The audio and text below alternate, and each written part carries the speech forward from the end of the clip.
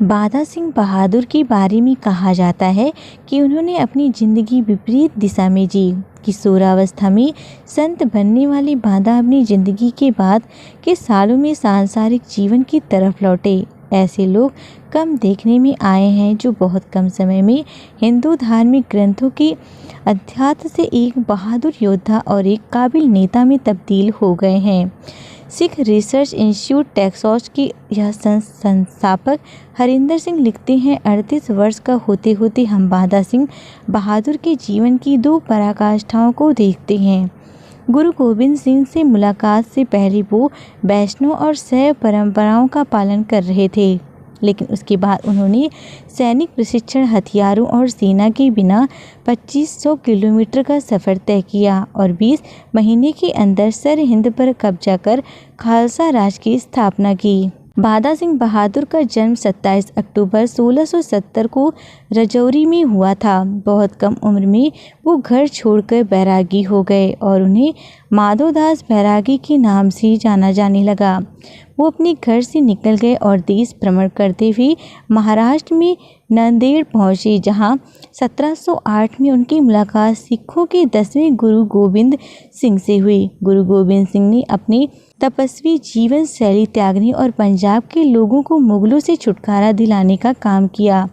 GS. Garewal अपनी किताब Sikh of Punjab में लिखते हैं, गुरु ने बांदा सिंह को एक तलवार, 5 तीर और 3 साथी दिए। साथ ही उन्होंने एक फरमान भी दिया जिसमें कहा गया था कि वो पंजाब में मुगलों के खिलाफ सिखों का नेतृत्व करें। गोपाल सिंह ने अपनी किताब गुरु गोबिंद सिंह में इसका और वर्णन करते हुए लिखा है, गुरु ने बादा बहादुर को 3 साथियों के साथ पंजाब कूच करने का निर्देश दिया।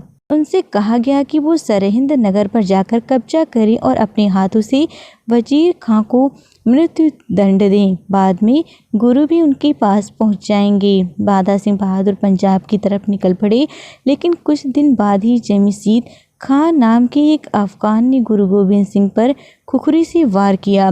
गुरु गोबिंद सिंह कई दिनों तक जिंदगी और मौत के बीच झुलसते रहे।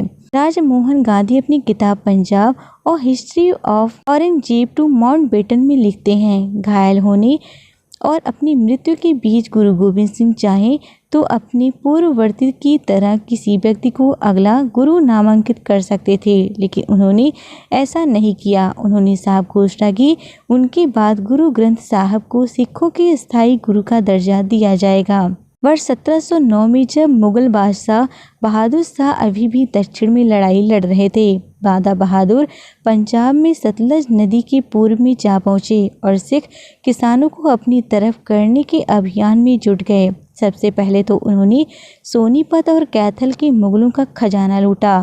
मशहूर इतिहासकार हरिराम गुप्ता ने अपनी किताब later Mughal history of Punjab में उस जमाने के मुगल इतिहासकार काफी खां को कहते बताया है कि 3 से 4 महीनों के भीतर बादा बहादुर की सेना में करीब 5000 घोड़े, 8000 पैदल सैनिक शामिल हो गए। कुछ दिनों बाद इन सैनिकों की संख्या बढ़कर 19,000 हो गई। जमींदार के अत्याचारों से त्रस्त सरहिंद के किसान बहुत कठिन जीवन बिता रहे थे। उनको एक निडर नेता की तलाश थी। वे ये भी नहीं भूल पाए थे कि गुरु गोबिंद सिंह के बेटों के साथ क्या हुआ था। उस इलाके के सिखों ने बादा को घोड़े और धन उपलब्ध कराए। कई सालों से मनसबादारों ने अपने सैनिक को वेतन नहीं दिए थे, इसीलिए वे लोग भी जीवन यापन की तलाश में थे, जिनसे उन्हें बादा बहादुर के साथ आने के लिए प्रेरित किया। औरंगजेब के बाद नए मुगल बादशाह बहादुर शाह की छवि उदारवादी जरूर बन गई, लेकिन वो चूँकि पंजाब और दिल्ली से दूर थी, इसीलिए उनके अपने अफसर और आम लोग उन्हें कमजोर समझने लगे। लोगों के मन में बहादुर शाह का जो डर था वो जाता रहा।